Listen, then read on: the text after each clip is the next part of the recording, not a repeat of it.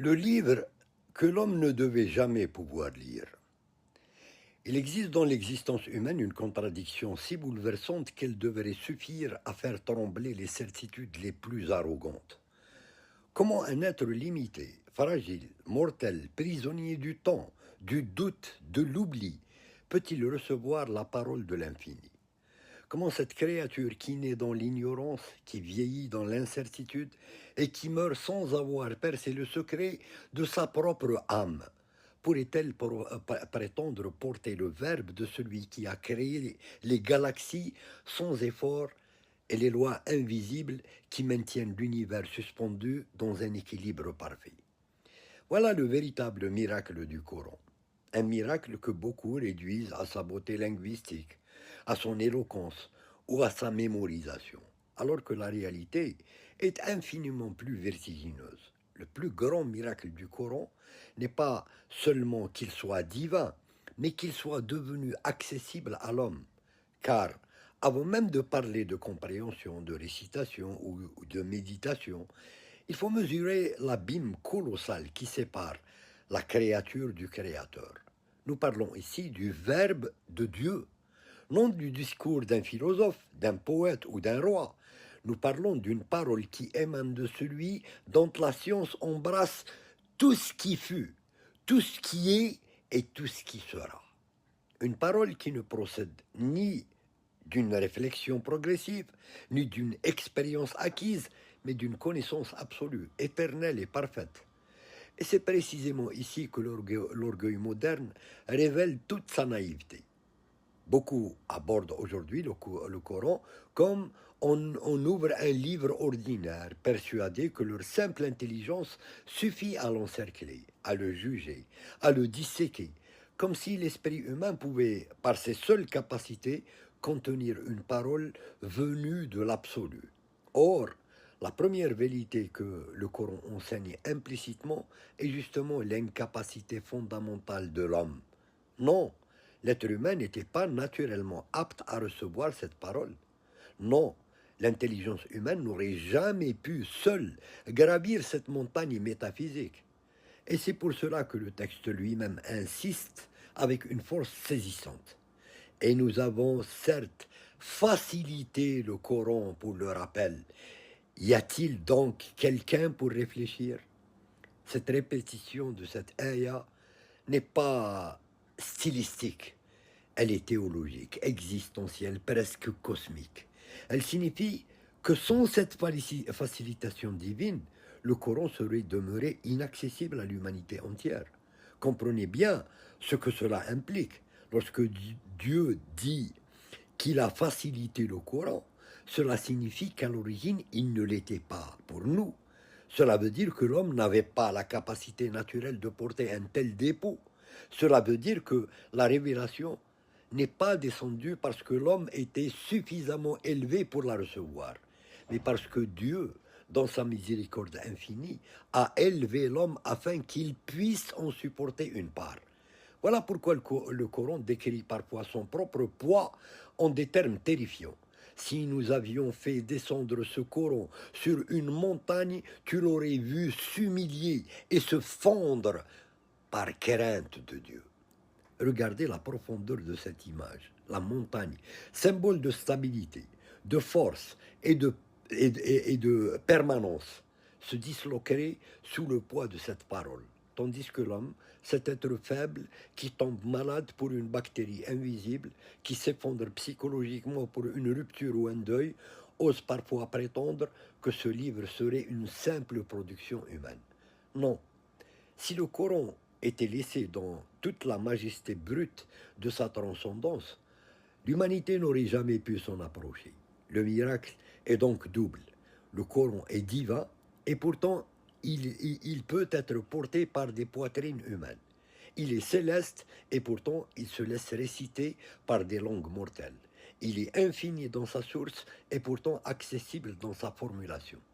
C'est cela le Taysir, cette facilitation extraordinaire, qui ne consiste pas à abaisser la parole divine au niveau de l'homme, mais à ouvrir chez l'homme une capacité nouvelle à recevoir une lumière qui le dépasse. Et cette vérité détruit un autre mensonge contemporain.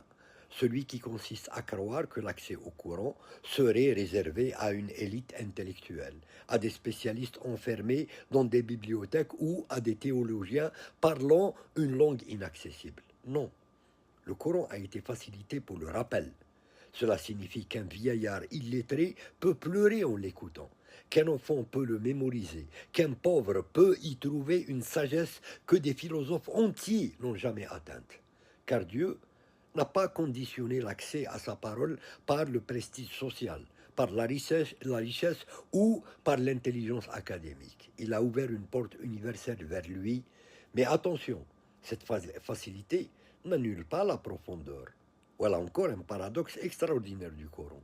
Il est simple sans être simpliste, accessible sans être superficiel, clair sans être épuisable. Plus on le médite, plus il s'ouvre. Plus on croit l'avoir compris, plus il révèle de nouveaux horizons. Le bédouin du désert y trouve une guidance pour sa vie quotidienne, tandis que le penseur y découvre des océans de sens qui le dépassent encore après des décennies.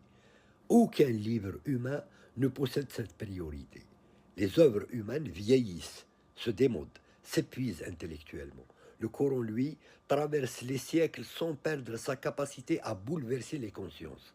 Et cela constitue un argument rationnel majeur. Comment un texte révélé dans un contexte désertique du 7e siècle continue-t-il à parler au cœur d'hommes et de femmes vivant dans des réalités radicalement différentes? Comment explique-t-on qu'il soit aujourd'hui mémorisé intégralement par des millions d'individus à travers le monde, parfois sans même parler l'arabe comme langue maternelle? Aucun autre livre dans l'histoire humaine n'a été préservé de cette manière, récité quotidiennement, appris par cœur génération après génération avec une fidélité presque surnaturelle. Ce phénomène n'est pas sociologique uniquement, il est spirituel. Il témoigne d'une assistance divine continue. Et pourtant, malgré cette proximité offerte, malgré cette parole rendue audible, malgré cette facilité accordée, l'homme moderne fuit souvent le Coran. Non parce qu'il serait inaccessible, mais parce qu'il exige une transformation intérieure. Beaucoup veulent un Dieu qui les console sans les changer, un texte qui les rassure sans les remettre en question. Or, le Coran ne se contente pas de flatter, il dévoile, il secoue, il confronte, il oblige l'homme à regarder sa propre hypocrisie, son arrogance, sa discrétion permanente. C'est pourquoi certains préfèrent le tenir à distance, non parce qu'ils ne le comprennent pas intellectuellement, mais parce qu'ils comprennent très bien ce qu'il exige moralement. Le véritable obstacle au Coran n'est donc pas l'intelligence, c'est souvent l'ego.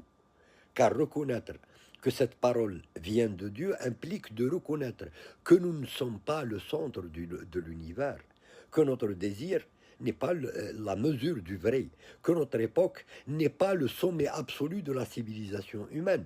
Voilà pourquoi tant de sociétés technologiquement avancées demeurent spirituellement perdues. Elles ont développé une puissance immense sur la matière, mais restent incapables de répondre aux questions fondamentales de l'existence. Pourquoi vivons-nous? Pourquoi souffrons-nous? Pourquoi mourons-nous? Que vaut la réussite matérielle si l'âme demeure vide? Le Coran vient précisément répondre à cette famine intérieure de l'homme moderne.